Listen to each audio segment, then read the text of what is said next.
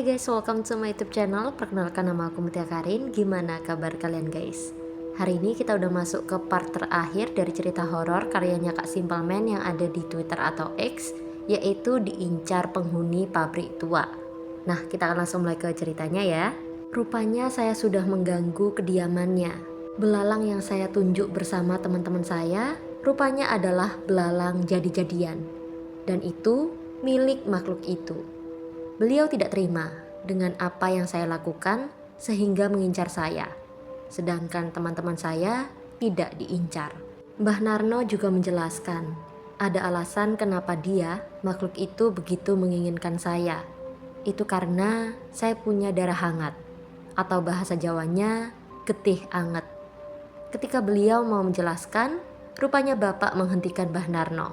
Seolah-olah Bapak juga gak mau mendengarkan tentang hal itu.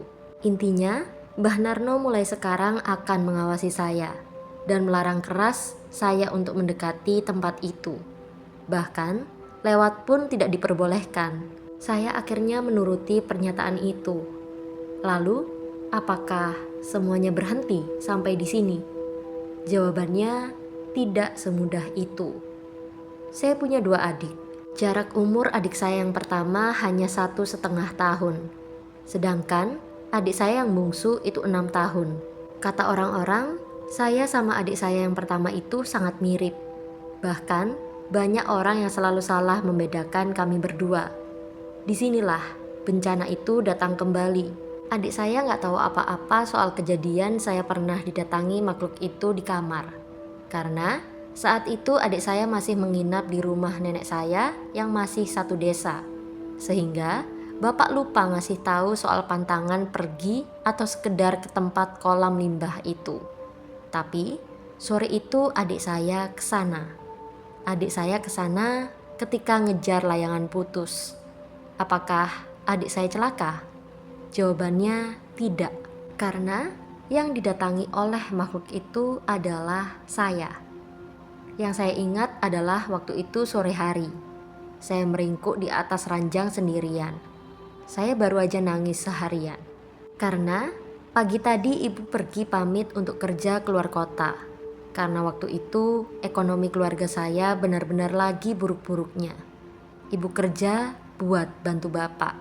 Bayangin aja, saya masih kelas 3 SD dan ibu sudah nggak ada. Ibu bilang akan pulang sebulan sekali, tapi bagi saya itu nggak cukup. Karena saya nggak bisa jauh-jauh dari ibu. Nggak ada yang tahu kalau saya nangis seharian. Termasuk 2 adik saya yang lebih kecil. Mungkin karena mereka belum tahu apa-apa.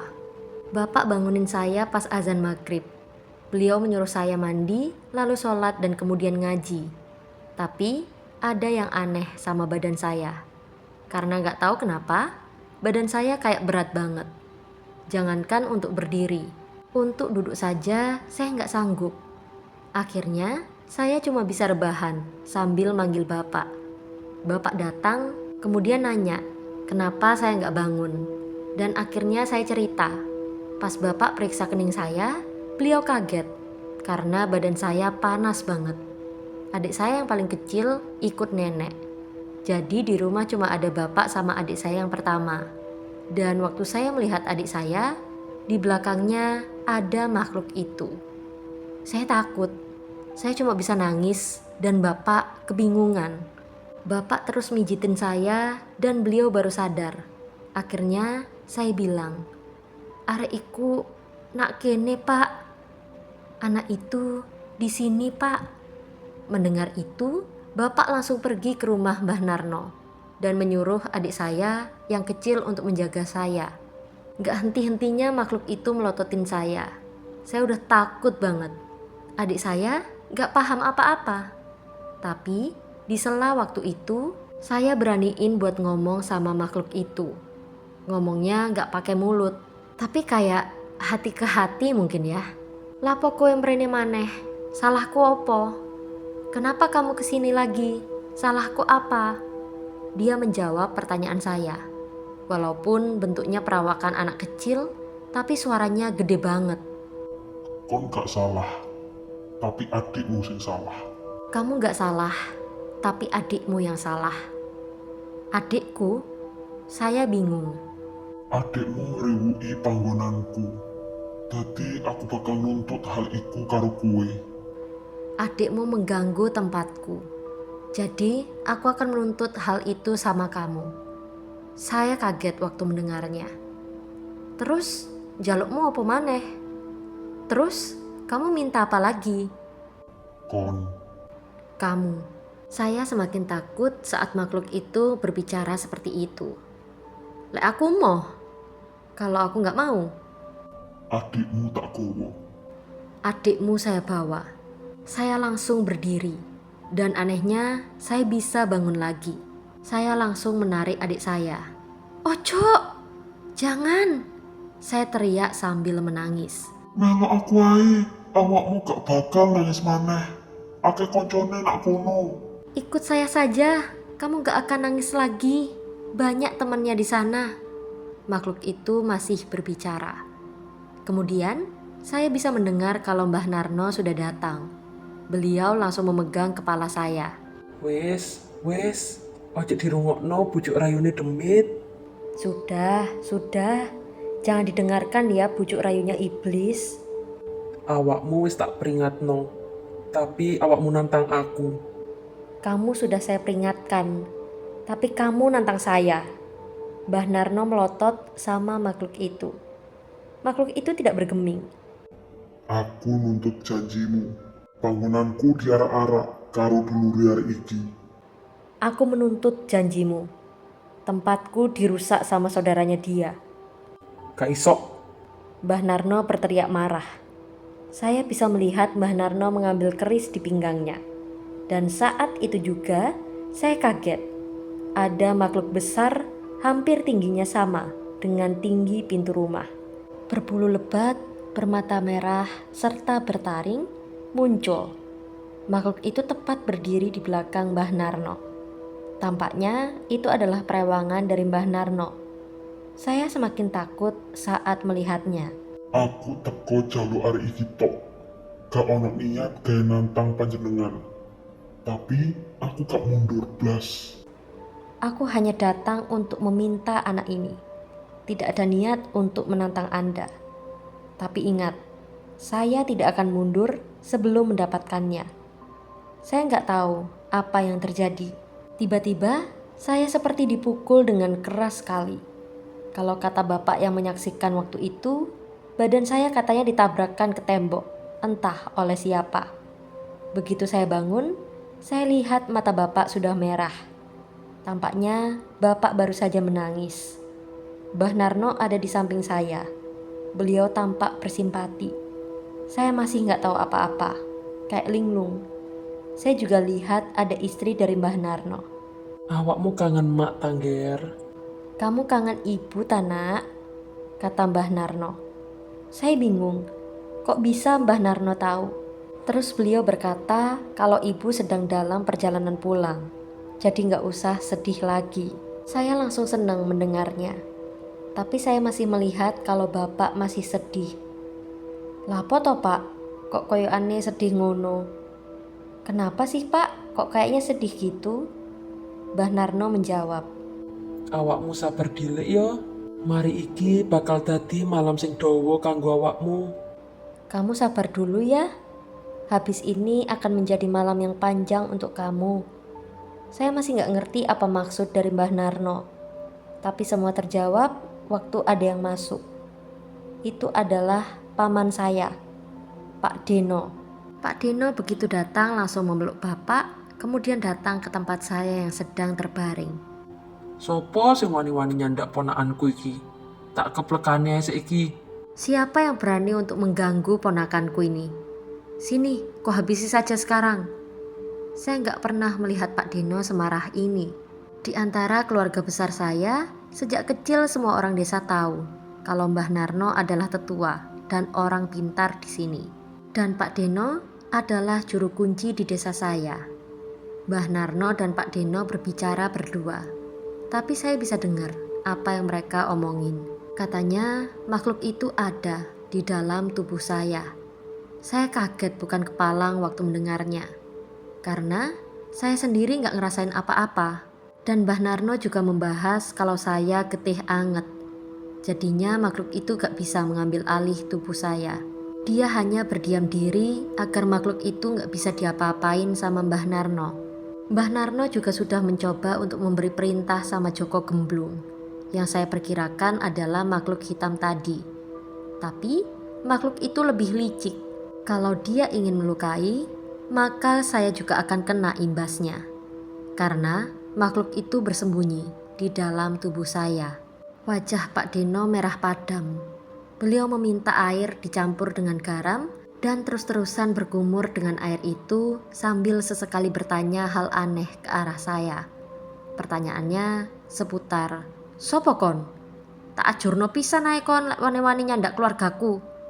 Siapa kamu? Saya hancurkan sekalian kamu kalau berani menyentuh keluarga saya." Mbah Narno hanya bilang kalau dia harus sabar.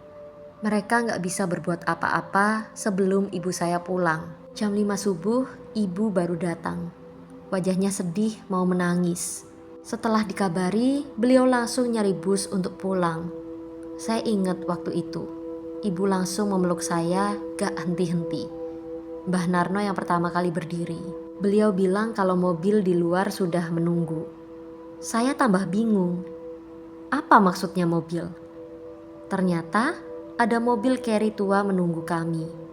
Mbah Narno dan Pak Deno masuk, kemudian saya dan ibu saya menyusul.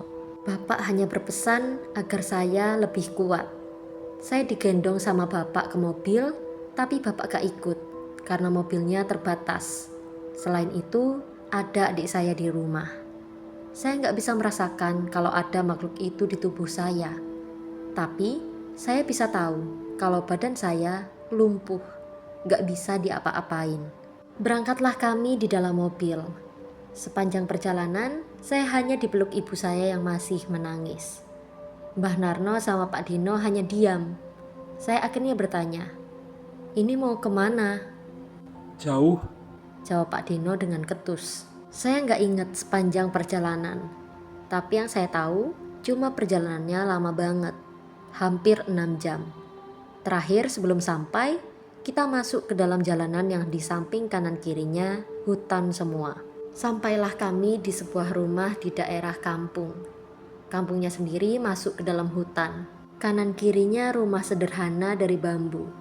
Saya masih bingung. Ketika mobil berhenti, saya bisa melihat seseorang keluar dari sebuah rumah gubuk.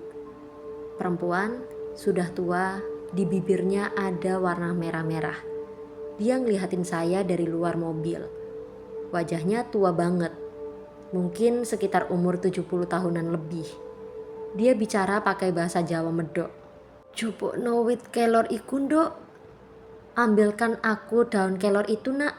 Dia berbicara dengan seorang perempuan yang mungkin umurnya sekitar 15 tahunan. Begitu dia memegang daun kelor, dia menghampiri saya. Dipukulkan daun kelor itu ke kaki dan tangan saya. Anehnya, saya bisa berdiri setelah itu. Mbah Narno dan Pak Deno mencium tangan wanita itu. Sebelum berbicara, orang itu sudah tahu semuanya. Dan bahkan, dia tahu siapa yang mengganggu saya. Di dalam, wanita itu hanya melihati saya. Mukanya tidak berekspresi. Kemudian dia mengatakan, "Pancen anak-ane ulo, jaluk dipites ben ngerti sopan santun." Memang anaknya ular, minta dihajar biar ngerti sopan santun. Di situ saya baru tahu kalau wujud dari makhluk itu adalah ular. Kemudian Mbah Narno bicara. "Ya apa iki Nyai? Apa iso dipaksa metu?" "Bagaimana ini Nyai? Apakah bisa dipaksa keluar?" "Gak iso. Ulo iku lunyu, kayak welut. Apa maneh arek iki getine anget. Aku ae sampe eruh pertama kali ndelok arek iki. Gak bisa. Ular itu licin kayak belut. Apalagi anak ini getih anget. Aku aja langsung tahu waktu pertama kali aku ngelihat dia." Wanita itu kemudian melihat Pak Deno dan berkata, "Kowe kok gak ngomong lek duwe dulur koyo ngene? Kamu kok gak bilang kalau punya keluarga yang seperti ini?" Pak Deno kemudian menjawab, "Kulo Boten mikir adoh Nyai. Tak kira diilangi mata batine wis cukup. Saya nggak berpikir sejauh ini, Nyai. Saya kira dihilangkan mata batinnya sudah cukup. Wajah wanita itu merah, seperti ingin marah, kemudian dia membentak. Goblok, kudune nek kepengin ngilangi ya gak ngono carane. Harusnya kalau ingin benar-benar dihilangkan gak begitu caranya. Setelah itu, saya dan ibu disuruh untuk istirahat. Sementara Mbah Narno, Pak Deno dan wanita itu pergi. Sore menjelang maghrib, saya dibangunkan oleh ibu. Diajak makan, kemudian balik ke kamar. Di situ, saya baru dikasih tahu kalau nama wanita yang membantu itu adalah Nyai Asih. Beliau bukan dukun, hanya seorang wanita biasa, tapi sering dimintai tolong oleh orang lain. Kabar yang beredar, wanita itu adalah wanita sakti. Ibu tanya, kapan Mbah Narno, Pak Deno dan Nyai Asih kembali? Gadis muda itu bilang, mungkin nanti malam. Saya nggak tahu kemana mereka semua pergi. Saya hanya melihat kalau gadis itu tampak mempersiapkan sesuatu. Kayak semacam air yang diperas entah dengan daun-daunan. Ketika dia menghampiri saya, gadis itu bilang, ini untuk menghangatkan badan. Airnya keruh. Ketika diminum, rasanya pahit banget, nyaris kayak jamu. Setelah menunggu lama, akhirnya saya ketiduran. Saya kaget waktu ibu membangunkan. Di ruang tamu, Mbah Narno sudah menunggu. Beliau menggandeng tangan saya dan ibu disuruh tinggal di sini. Ketika saya keluar, saya bisa melihat Pak Deno, Nyai Asih, dan seorang lelaki berjanggut putih. Wajah lelaki ini mirip dengan lelaki tua pada umumnya. Hanya saja tampaknya beliau ramah, tidak seperti Nyai Asih yang cemberut. Mereka mengajak saya jalan-jalan malam. Di samping kanan saya ada Mbah Narno dan juga Pak Deno. Dan di samping kiri saya ada lelaki itu dengan Nyai Asih. Tidak ada percakapan apapun dan jalanan yang kami tempuh banyak sekali pohon-pohon besar dan jujur aja saya takut. Karena kayak sedang diawasin. Gak popo Li, ono aku nak kini. Tidak apa-apa nak, ada saya di sini, kata lelaki itu. Nyai Asih hanya mengatakan kalau nyaris semua makhluk di sini membenci saya. Lebih tepatnya, apa yang saya bawa, yaitu makhluk itu. Tapi karena saya nggak bisa lihat, jadi saya hanya bisa merasakan. Setelah lama berjalan, akhirnya kami sampai di pendopo. Kayak semacam rumah, tapi hanya ada satu ruangan. Baunya wangi. Dan ketika saya masuk, saya pusing sekali, nyaris pingsan. Tapi, Nyai Asih memasukkan benda yang biasa ia gigit ke mulut saya. Saya jijik awalnya. Itu adalah benda yang biasa digigit oleh wanita tua itu, tiba-tiba dimasukkan ke dalam mulut saya. Rasanya pahit, sangat pahit. Cokotan niku, gigit saja itu. Di dalam ruangan itu hanya ada tempat tidur di tengah. Dan saya disuruh tidur di tengah kasur itu. Mbah Narno duduk bersila, sementara Pak Deno hanya berdiri di sisi yang lain. Nyai Asih dan lelaki asing itu mengawasi di pinggir. Setelah semua pintu dan jendela ditutup, saya bisa mencium aroma bunga yang sangat menyengat. Pertama, buka mata batine, kata lelaki itu. Nyai Asih masih memandangi saya tanpa ekspresi. Sementara lelaki itu menyentuh mata saya. Dia menyuruh saya untuk terpejam. Saya nurut. Saya nggak bisa melihat apa-apa, hanya bisa mendengar suara dari Mbah Narno dan Pak Deno komat kamit. Pelan, kepala saya kayak ditekan. Sakit banget. Saya sampai teriak. Kepala saya kayak diinjek-injek sama orang. Padahal itu cuma tangan dari lelaki itu yang menempel di mata saya. Setelah saya berteriak kencang, akhirnya dilepas. Ruangan yang awalnya cuma diisi 4 orang, tiba-tiba jadi rame. Saya melihat makhluk yang wujudnya aneh-aneh. Ada yang kepalanya mirip sapi, sampai ada yang gak punya wajah. Saya merem lagi. Tetapi lelaki itu ngomong, kalau mereka kesini gara-gara apa yang saya bawa. Selanjutnya, dia menjelaskan kalau dia bakal pergi dari tempat ini dengan yang lain, meninggalkan saya sendiri sama makhluk-makhluk itu. Saya ya nangis kenceng, mereka beneran pergi. Saya yang mohon-mohon sama Mbah Narno dan Pak Deno sama sekali nggak digubris. Mereka cuma meluk saya, terus pergi gitu aja dan menutup pintu. Di tempat itu saya hanya bisa meringkuk, menutup wajah dengan lutut saya. Gak bisa saya bayangin lagi kejadian waktu itu. Sampai sekarang saya masih lemes kalau ingat kejadian itu. Tapi anehnya saya gak diapa-apain, saya hanya dipelototin aja. Lama saya di sana, hampir sepanjang malam kalau seingat saya. Sampai saya kaget waktu ada yang gedor-gedor jendela sama pintu keras banget. Suaranya bikin saya teriak-teriak sampai nangis. Terakhir yang saya ingat, saya lihat Mbah Narno dan Pak Deno megangin tangan dan kaki saya. Sementara Nyai Asih megangin kepala saya. Badan saya gak karuan. Tempat itu udah sepi lagi. Tapi sakit banget badan saya. Kayak ada ribuan makhluk yang ada di dalam tubuh saya. Saya hanya bisa mendengar Nyai Asih bilang, "Tahan Ger, tahan." Rupanya semua makhluk itu baru saja dikumpulin sama Nyai Asih, Pak Deno, sama Mbah Narno. Mereka dikumpulin agar dimasukin ke tubuh saya. Iya, tubuh saya yang kecil ini diisi oleh makhluk sebanyak itu. Saya jerit gak karuan. Tangan Nyai Asih rasanya panas banget, kayak bikin kulit saya melepuh. Setelah itu, saya nggak inget apa-apa lagi. Karena bangun-bangun saya udah di kamar sama ibu. Kejadian semalam kayak mimpi bagi saya. Nyai Asih masuk ke dalam kamar dan kemudian duduk di samping saya. Kali ini saya bisa lihat dia tersenyum. Giginya rupanya ompong, suaranya serak. Seperti semalam adalah hari yang melelahkan bagi beliau. Harus berteriak-teriak supaya saya tahan dengan rasa sakit itu. Untung kowe sok nahan Ger. Uloiku gak gelem ngalih. Basio dihajar sakmono akeh demit sing tak lebokno. Untung kamu bisa bertahan nak. Ular itu gak mau pergi meskipun sudah dihajar oleh setan sebanyak itu yang saya masukkan ke dalam badanmu. Di sini, beliau memberitahu soal maksud dari getih anget dan kenapa Pak Deno dulu sempat melakukan hal itu.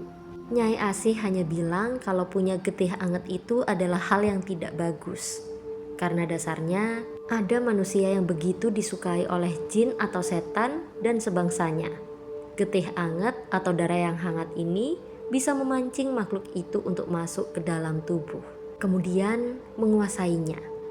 Tapi masalahnya, gak ada yang tahu apakah si getih anget itu adalah tiang kembar. Maksudnya adalah jodohnya. Begini saja, biar gak bingung, pernah gak ngelihat manusia yang kerasukan jin dan jinnya ini gak mau pergi? Bahkan sudah diruqyah puluhan kali pun tapi jin ini gak bergeming untuk pergi. Nah, si manusia ini pastilah getih anget. Dan jin yang sudah masuk itu adalah tiang kembarnya, alias sudah berjodoh. Jadi, kabarnya jin atau makhluk sebangsanya ini bisa merasuki orang-orang tertentu. Yang terutama dicari adalah si getih anget ini. Jadi seandainya begini, ada jin yang mengincar saya, dan kebetulan jin itu adalah tiang kembar saya, maka sudah selesai. Nyai Asih tidak akan bisa berbuat apa-apa, kecuali kematian. Saat manusia itu mati, si jin juga selesai. Di sini saya cukup ngeri mendengarnya. Nyai Asih bercerita kalau pernah ada kasus ini. Seorang wanita tua umurnya kisaran 40 tahunan dan dia adalah getih anget. Dia diincar oleh seseorang yang kebetulan tahu kalau si wanita tua ini adalah getih anget. Ada sebuah benda yang sengaja ditinggalkan di rumah wanita tua ini. Dan ketika dibuka, jin itu masuk ke dalam tubuhnya. Suaranya berubah dan kerjaannya setiap hari hanya meracau. Keluarganya ketakutan, mereka bahkan mengadakan pengajian rutin dan memanggil orang pintar untuk meruqyahnya. Dan hal yang bikin saya ketakutan adalah ketika dibacakan ayat-ayat Al-Quran, si jin ini justru tertawa. mengejek dan memberitahu kalau cara bacanya salah. Dia kemudian ikut membaca ayat-ayat itu dan lebih fasih. Konon, dia nggak akan bisa diusir dengan cara apapun. Banyak orang yang mencoba mengusir tapi selalu gagal. Sampai akhirnya dia dibawa ke Nyai Asih. Diketahui bahwa jin yang masuk ini sudah berusia ribuan tahun. Datangnya pun dari Timur Tengah dan jinnya memang sedang mencari jodohnya. Kebetulan bertemulah dengan wanita ini yang ternyata berjodoh. Hampir sebulan Nyai Asih mencoba untuk membujuk dan membuat kesepakatan. Tapi jin itu tidak bergeming. Bahkan jin itu menertawai Nyai Asih dan menyebut Nyai Asih itu cuma manusia dengan ilmu secuil biji kurma. Akhirnya Nyai Asih menyerah dan wanita itu menjadi gila. Sejak saat itu Nyai Asih begitu waspada bila tahu ada getih anget di sampingnya. Jangan sampai si getih anget ini bertemu dengan tiang kembarnya. Lalu bagaimana bila getih anget ini bertemu dengan jin atau makhluk yang bukan tiang kembarnya? Nah, di sini Nyai Asih memberitahu kalau si makhluk itu hanya bisa mendekam di dalam tubuh itu, menempel seperti parasit. Dia akan terus di sana karena menempel pada getih anget itu berbeda dengan menempel pada orang biasa. Getih anget tidak dapat diambil alih kesadarannya oleh sembarang makhluk semacam itu. Jadi, getih anget itu kebal terhadap kerasukan. Saya merinding saat mendengarkan itu. Lantas saya bertanya, apakah selamanya saya akan seperti ini, diincar oleh makhluk-makhluk itu? Nyai Asih lama terdiam, kemudian dia berkata, "Engkok yole, isok diawu-awu, tapi gak isok diilangi. Nanti ya nak, sebenarnya bisa disamarkan, tapi gak bisa dihilangin. Pak Deno bakal gowo awakmu maneh, nek wis wayahe. Nanti Pak Deno akan membawamu ke sini lagi kalau sudah waktunya." Kemudian saya penasaran dengan nasib ular yang merasuki saya. Nyai Asih hanya mengatakan kalau sudah selesai dan sudah diantarkan ke Maharatu. Sebelumnya, karena saya pernah mendengar kalau Mbah Narno mengatakan Maharatu, jadi saya bertanya kepada Nyai Asih. Dan beliau mengatakan kalau pabrik gula yang luasnya seperti itu, di sana ada kerajaannya. Dan ular ini adalah anakan dari ular yang lebih besar. Wujudnya wanita dengan bagian bawah ular, itu pun dia bukan rajanya. Rajanya ada di tengah-tengah pabrik antara zona timur dan zona barat. Jadi, bila sudah dipertemukan dengan rajanya, biasanya ular itu akan diusir agar tidak berada di wilayahnya lagi. Kalau masih nekat, ya selesai, ular itu akan dihabisi oleh rajanya. Akhirnya saya kembali bersama Pak Deno, Mbah Narno dan juga ibu saya. Pas di jalan saya ingat kenapa saya nggak lihat laki-laki berjanggut itu lagi. Kemudian Mbah Narno mengatakan kalau itu adalah jin yang selama ini ikut dengan Nyai Asih, jin muslim, dan dia yang membantu untuk mengeluarkan makhluk itu. Alias, dia ikut masuk ke dalam tubuh saya. Saya hanya bisa diam. Begitu sampai rumah, adik saya dikasih tahu bapak untuk tidak bermain di dekat pabrik itu lagi, termasuk saya. Ibu saya pun gak jadi kerja dan akhirnya tetap tinggal bersama kita. Tapi, semenjak saat itu, saya jadi bisa ngerasain hawa keberadaan mereka. Saya sangat sensitif terhadap hal seperti itu. Terakhir, saya ketemu Endah suatu hari dan dia bilang kalau waktu lewat rumah saya, dia lihat dari jauh ada wanita bertubuh ular ngelihatin rumah saya dari jauh. Saya hanya bisa merinding mendengarnya dan memilih untuk tidak mengomentari hal tersebut. Akhir kata, saya hanya bisa berpesan hiduplah dengan dasar bekal agama yang kuat. Karena terkadang selalu ingat bahwa tidak ada yang lebih besar dari kuasa Allah. Nah, ini adalah akhir dari cerita horor karyanya Kak Simpleman yang ada di Twitter atau X, yaitu diincar oleh penghuni pabrik tua. Kalau misalnya kalian suka sama cerita ini, seperti biasa untuk link akan aku taruh di description box di bawah. Dan kalau misalnya kalian punya cerita horor yang berkenan untuk aku bacakan, kirim aja via direct message yang ada di Instagram. Untuk link Instagramnya seperti biasa akan aku taruh juga di description box di bawah. Thank you so much for watching me and I'll see you soon. Bye guys.